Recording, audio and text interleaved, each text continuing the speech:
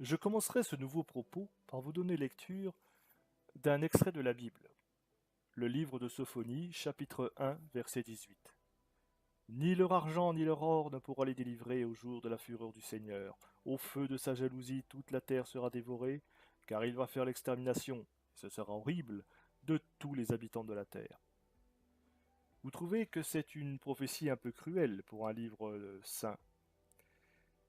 Si vous vous demandez comment lire et interpréter cette prédiction extraite du livre de Sophonie, est-ce que Dieu nous punira tous sans exception, quel qu'aura été notre chemin sur la terre, et même le bon sera détruit? Est-ce là la récompense d'un Dieu qui se prétend amour, dites-vous? Eh bien moi je vous réponds non. Dieu est bon et il aime l'humanité. Aussi jamais il ne lui fera de mal. Alors pourquoi cette sombre prophétie, me répondrez-vous?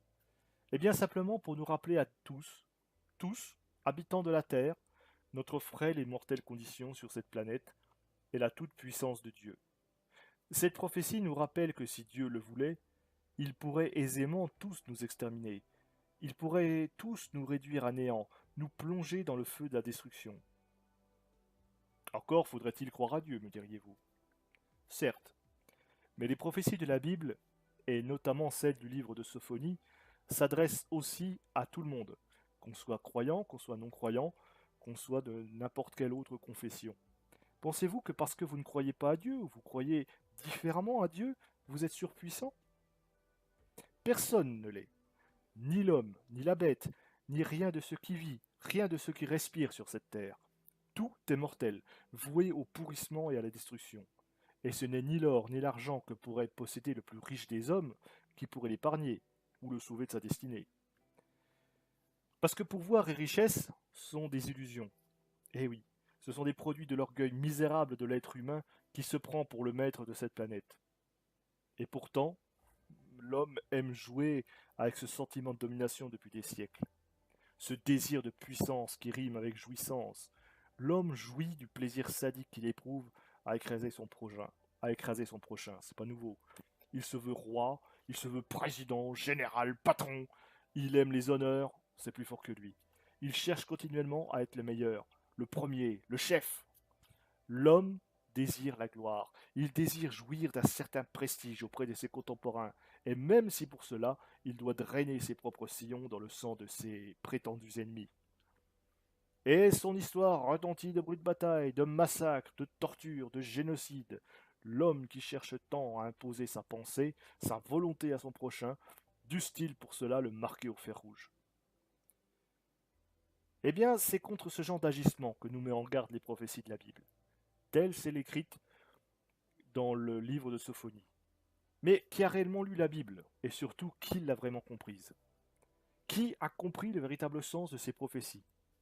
Beaucoup de fous, d'illuminés, d'églises dites parallèles, d'autres sectes crétines qui voient là les signes annonciateurs de la fin, et surtout un moyen pour elles de se faire un peu d'argent sur le dos de millions d'adeptes plus ou moins crédules ou influençables.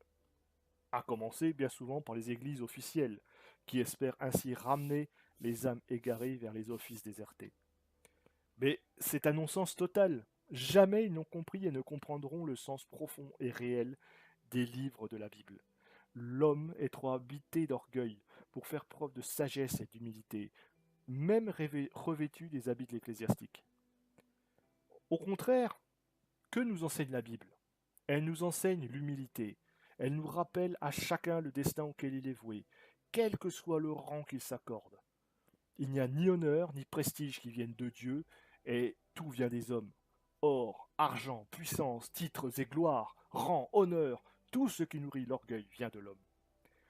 L'homme vit dans un monde artificiel, un monde illusoire, où il joue à être immortel, où il prétend même tutoyer Dieu, voire même le détrôner.